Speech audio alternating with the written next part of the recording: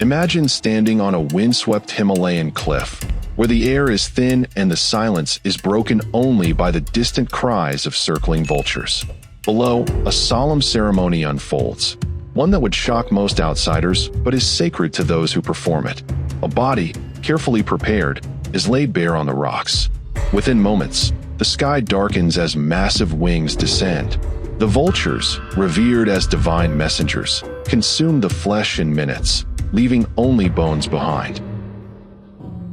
This is sky burial, one of the most fascinating and misunderstood funeral practices in the world. For centuries, Tibetan Buddhists have returned their dead to the earth in the most direct way possible, by offering them to the birds of the sky. To Western eyes, it may seem brutal or even grotesque, but for those who follow this ancient tradition, it is a profound act of compassion, spirituality, and ecological harmony. Why would a culture choose such a dramatic farewell? What deeper meaning lies behind this ritual? And how does it reflect the Buddhist view of life, death, and rebirth? This is the story of Himalayan sky burials, where death is not an end, but a sacred offering. The origins of sky burial, a practical and spiritual tradition. High in the Himalayas, the land is harsh and unforgiving. The rocky terrain makes digging graves nearly impossible, and the scarcity of wood makes cremation impractical for most. Yet, Tibetan Buddhism teaches that the body, once the soul has departed, is merely an empty vessel, a temporary home for consciousness that no longer serves a purpose. This belief gave rise to sky burial, jader, or giving alms to the birds, a practice that dates back over 11,000 years and remains one of the most environmentally sustainable funeral methods in the world. Unlike burial or cremation, which alter the natural decomposition process, sky burial allows the body to return to the cycle of life swiftly and completely. But this tradition is far more than just a practical solution. It is deeply rooted in Tibetan Buddhist philosophy, which sees death as a transition rather than an ending. By feeding the body to vultures, the deceased performs one final act of generosity, embodying the Buddhist principle of selfless giving, dana. The sacred role of vultures, messengers between worlds. In most cultures, vultures are seen as ominous scavengers. But in Tibet, they are sacred beings, divine carriers of the soul. Tibetan Buddhists believe that when a person dies, their consciousness lingers near the body. The vultures, acting as psychopomps, spiritual guides, carry the soul to the heavens, ensuring a peaceful transition into the next life. This belief is so strong that if the vultures refuse to eat the body, it is considered a bad omen, a sign that the deceased may have accumulated negative karma. In some cases, monks will perform additional rituals to purify the soul before another attempt is made. The vultures themselves are protected and revered. Disturbing them during a sky burial is considered deeply disrespectful, and harming them is believed to bring misfortune. This ecological harmony ensures that the birds continue their sacred role in Tibetan culture. The ritual, a sacred and surgical process. A sky burial is not a haphazard event. It is a carefully orchestrated ceremony performed by Rojayapas, body breakers, who hold a unique and respected role in Tibetan society.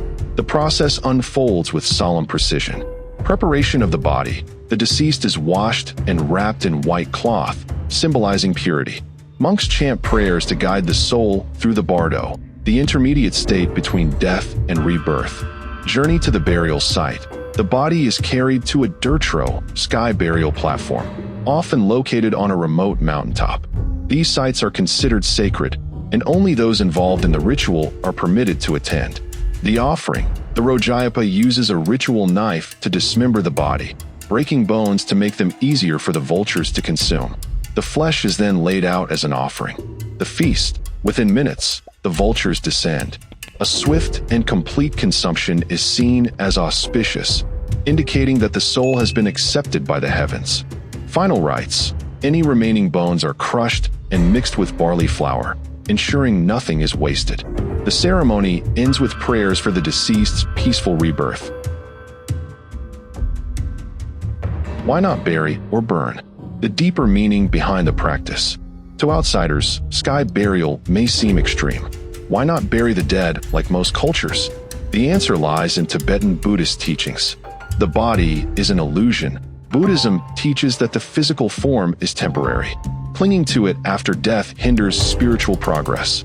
Compassion for all beings. By feeding vultures, the deceased performs a final act of charity, sustaining life even in death. Ecological harmony. In a land where resources are scarce, sky burial is the most sustainable option, leaving no waste behind. Liberation of the soul. Tibetans believe that if the body is preserved, as in burial or mummification, the soul may remain trapped. Sky burial ensures a swift release. Challenges and controversies. A tradition under threat. Despite its deep cultural significance, sky burial faces modern challenges. Declining vulture populations. Due to poisoning and habitat loss, vulture numbers have dropped drastically in some areas, making the ritual harder to perform. Western misunderstanding. Tourists sometimes intrude on sacred ceremonies, treating them as morbid spectacles rather than spiritual rites. Changing attitudes. Younger generations, influenced by globalization, sometimes opt for cremation or burial, leading to fears that sky burial may fade away. Yet, for many Tibetans, the practice remains an essential part of their identity, a bridge between the physical and spiritual worlds. A final thought: what sky burial teaches us about death.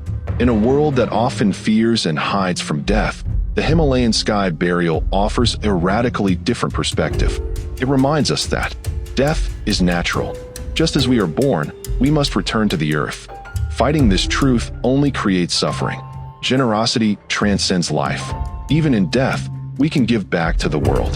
The soul is eternal. The body is temporary, but the spirit continues its journey. Perhaps there is wisdom in this ancient ritual, one that embraces mortality with grace, humility, and reverence. For the people of the Himalayas, feeding the dead to vultures is not an act of abandonment, but one of ultimate respect. And in that final offering, they find peace. What do you think? Could you imagine such a farewell? Or does the idea unsettle you? The sky burial forces us to confront our deepest fears about mortality, and in doing so, reveals a profound truth. Death is not the end, but a transformation. Would you ever consider a sky burial? Or does your culture have its own unique traditions? Share your thoughts below.